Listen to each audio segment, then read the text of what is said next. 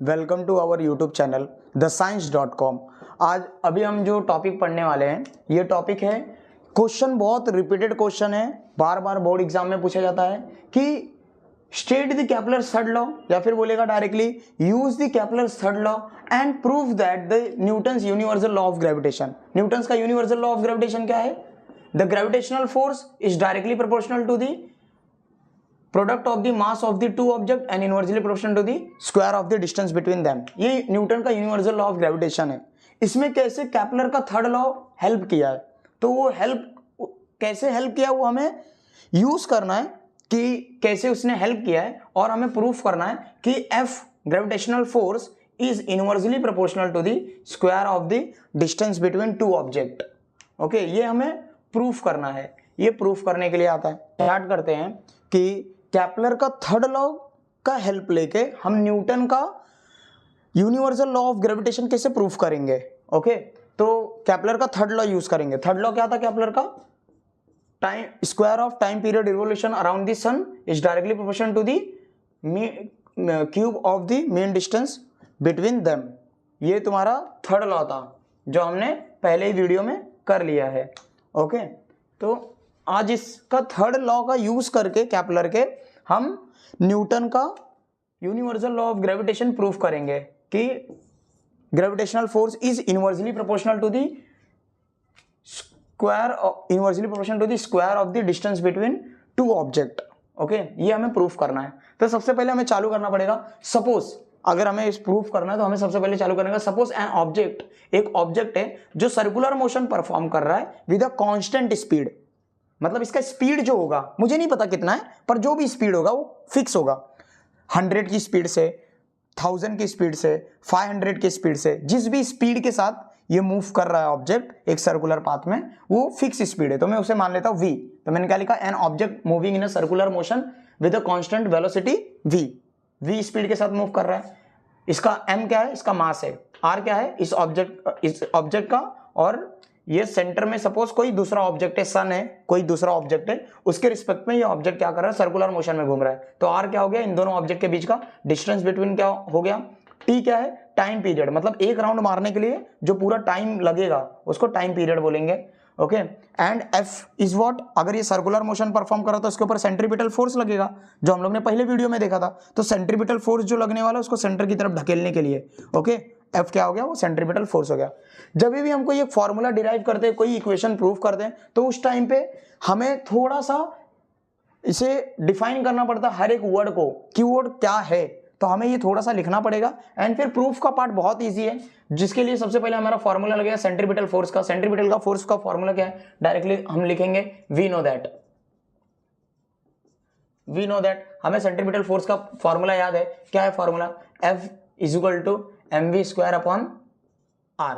ये centripetal force का formula है। ओके, ये हमें याद रखना है। दो फॉर्मूले लगने वाले हैं, प्रूफ हो जाएगा। एक फॉर्मूला ये है, तो फर्स्ट फॉर्मूला हमारा लगता है सेंट्रीपिटल फोर्स का mv स्क्वायर अपॉन r, और सेकंड फॉर्मूला हमारा लगता है वेलोसिटी का, जो हम लोग ने सीखा है छोटे स्टैंडर्ड में। वेलोसिटी इक्वल्स टू क्या होता है? डिस्टेंस अपॉन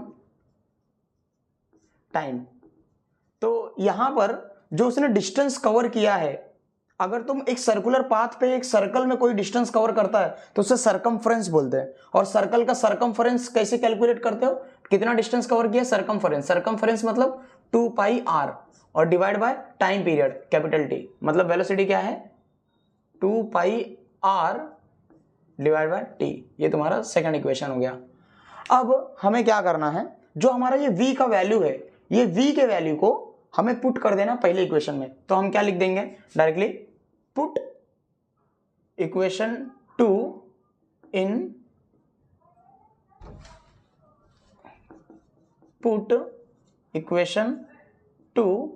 इक्वेशन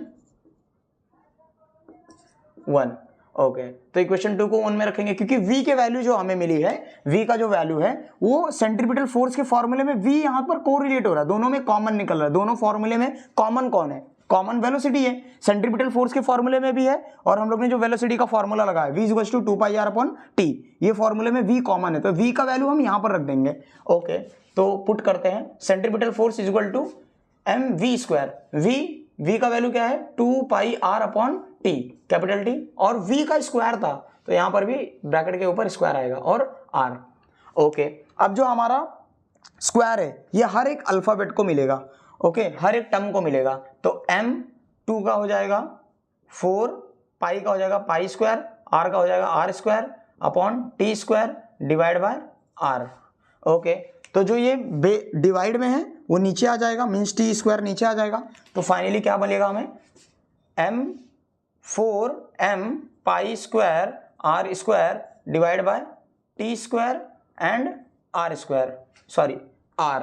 अब ये r और ये r स्क्वायर एक दूसरे को काट देंगे, अपोजिट अपॉन में है, और ये कटने की वजह से क्या मिलेगा हमें, सिर्फ 4m pi square r divide by T square. अब हमें पता है कि हमें कैपलर का थर्ड लॉ यूज करना। अभी तक हम लोग ने कैपलर का थर्ड लॉ यूज किया नहीं, अभी तक हम लोग ने सिर्फ जर्नली प्रूफ करते गए, सिर्फ दो फॉर्मूला यूज किया, एक सेंट्रीपिटल फोर्स का फॉर्मूला और एक वेलोसिटी का फॉर्मूला। दोनों फॉर्मूला अप्लाई किया, वेलोसिटी का जो वैल्यू है वो सेंट्रीपिटल फोर्स के फॉर्मूले में रख दिया है एंड यहां तक आ गए। F बराबर हमें क्या मिला, F इक्वल टू क्या मिला है, 4m pi square r upon T square. अगर हमें कैपलर का थर्ड लॉ अप्लाई करना है तो कैपलर का थर्ड लॉ अप्लाई करने के लिए क्या होता है, कैपलर का थर्ड लॉ क्या है, T square directly proportional to R cube. और हमें पता है कि अगर इसको हम आगे सॉल्व करते हैं तो क्या होता है, टी स्क्वायर, अगर हमें प्रोपोर्शनलिटी साइन हटाना है, इक्वल टू लेना है तो कांस्टेंट लेना पड़ता है, के आर क्यूब होता है।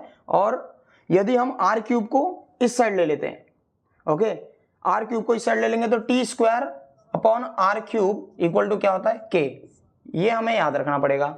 अभी यहां पर अगर हम सिचुएशन देखें तो हमारे पास टी स्क्वायर है, यहां पर आर है, पर आर क्यूब होना चाहिए। अब आर क्यूब लाने के लिए हमें क्या करना पड़ेगा, ऊपर और नीचे हमें आर स्क्वायर से मल्टीप्लाई करना पड़ेगा। ओके, याद रखना जब भी हम कोई टर्म का मल्टीप्लाई करते हैं तो ऊपर और नीचे अपॉन में दोनों जगह करना जरूरी है, बैलेंस बना रहना चाहिए। 4m pi square r divide by T square, ये तो ऑलरेडी था, इसमें हम मल्टीप्लाई कर रहे हैं आर स्क्वायर, डिवाइड भी कर रहे हैं आर स्क्वायर से। अगेन अगर फिर से मैंने दोनों को कट किया तो क्या बचेगा, 1, और 1 से मल्टीप्लाई किया तो कुछ चेंज होने वाला नहीं है। ओके, तो आगे मूव करते हैं, यहां पर क्या बचेगा, 4m pi square r cube divide by T square R square. अभी अगर हमें कैपलर का थर्ड लॉ अप्लाई करना है तो यहां पर आर क्यूब टी स्क्वायर चाहिए, वो तो हमने बना दिया है, तो आर क्यूब और टी स्क्वायर को साइड में निकालेंगे। ओके, तो f equal to 4m pi square R, sorry pi square, okay, and T R square, इसको नीचे ही रखेंगे, multiply R cube divide by T square.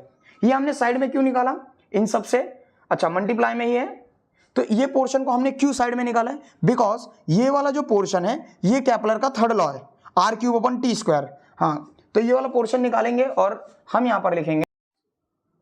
Okay, तो अभी जो हमारा कंडीशन था कैपलर का थर्ड लॉ यूज करने के लिए, कंडीशन हमने बना दिया है, R cube upon T square हमने यहाँ पर सिचुएशन लाया, पहले नहीं था, R square upon R square से मल्टीप्लाई करके ये कंडीशन बना दिया। अब कैपलर का थर्ड लॉ अप्लाई करना है, तो कैपलर का थर्ड लॉ हम अप्लाई करने के लिए पहले हम लिख देंगे वी नो दैट, हमें पता है कैपलर का थर्ड लॉ क्या है, आर हम डायरेक्टली लिख देंगे T square upon R cube equal to K, ये होता है। अब तुम बोलोगे सर ये कैसे होता है, तो ये हमें पता है, यहां पर शॉर्ट में मैं बता देता हूं कि उसका फॉर्मूला क्या कहता, थर्ड लॉ क्या कहता है कैपलर का, T square is directly proportional to R cube.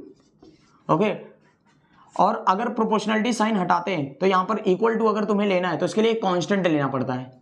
Okay, ये तुमने 9th स्टैंडर्ड में पढ़ा है। अब ये जो तुम्हारा कांस्टेंट लिया, आर क्यूब इधर मल्टीप्लाई, इधर क्या तो डिवाइड, तो T square upon R cube equal to क्या आया, के। अब अगर मैं इसको उल्टा कर दूं, अगर मैं इसको के नीचे कुछ नहीं है, अगर यहां पर मैं इनवर्ट एंडो कर रहा हूं, इसको उल्टा कर रहा हूं, तो आर क्यूब ऊपर आ जाएगा, टी स्क्वायर नीचे, यहां पर 1 अपॉन के हो जाएगा। ये जो सिचुएशन बना है यही हम यूज करने जा रहे हैं, तो मैं डायरेक्टली लिखूंगा R cube upon T square equal to 1 upon K. ये वी नो दैट करके अगर आप डायरेक्टली लिख देते हो तो भी चलेगा, क्योंकि बोर्ड ये नहीं चाहता कि आप इसे पूरा प्रूफ करो, आप डायरेक्टली इतना लिख सकते हो कि T square upon R cube equal to K है और R cube upon T square equal to 1 upon K है। इतना प्रूफ करने के बाद हमें क्या करना है, अब हम डायरेक्टली यहां पर पुट करेंगे वैल्यूज को। ओके, तो ये जो हमारा प्रूफ चल रहा था एफ इक्वल टू क्या था, 4m pi square upon R square multiply R cube upon T square था, तो R cube upon T square का वैल्यू क्या है 1 अपॉन के। अगर मैं इसे 1 अपॉन के को मल्टीप्लाई करता तो 4m pi square R square के आ गया।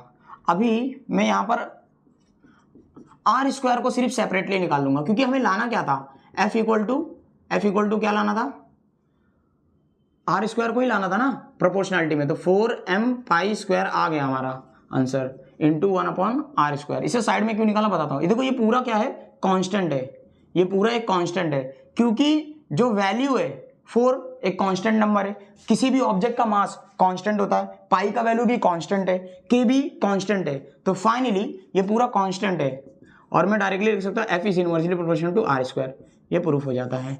और मैं यहाँ पर मेंशन कर दूंगा 4m पाई स्क्वायर अपॉन के इज कांस्टेंट, क्योंकि हमें पता है कि जब भी हमें प्रोपोर्शनैलिटी से इक्वल टू का साइन लेते हैं तो कांस्टेंट लगाते हैं। जैसे कि मैंने अभी केपलर के थर्ड लॉ में बताया था, T square is directly proportional to R cube होता है, और अगर प्रोपोर्शनैलिटी साइन को हटाना है, इक्वल टू साइन लाना है, तो T square equal to R cube लिखने से पहले हमें के लेना पड़ता है कांस्टेंट। और अगर उल्टा सोचो, अगर इसका उल्टा सोचो, इक्वल टू का साइन का प्रोपोर्शनैलिटी बनाना है, ये सिंबल बनाना है, तो कांस्टेंट हटाना पड़ेगा ना, तो यहाँ पर कांस्टेंट हटाना पड़ेगा ये सिंबल से ये लाने के लिए। तो मैंने कांस्टेंट हटा दिया, ये पूरा जो इतना कांस्टेंट था हटा दिया, तो मेरा F is inversely proportional to 1 upon R square. और ये पूरा कांस्टेंट है क्योंकि 4 भी एक कांस्टेंट नंबर है, किसी भी ऑब्जेक्ट का मास कांस्टेंट होता है, पाई का वैल्यू भी कांस्टेंट है और के भी क्या है, कांस्टेंट। तो फाइनली तुम्हारा प्रूफ हो गया। और ये प्रूफ इजीली 3 मार्क्स के लिए आता है और ये बहुत इजी है, बहुत इजी है। आप इसका 2 से 3 बार प्रैक्टिस कीजिए, हो जाएगा। ओके।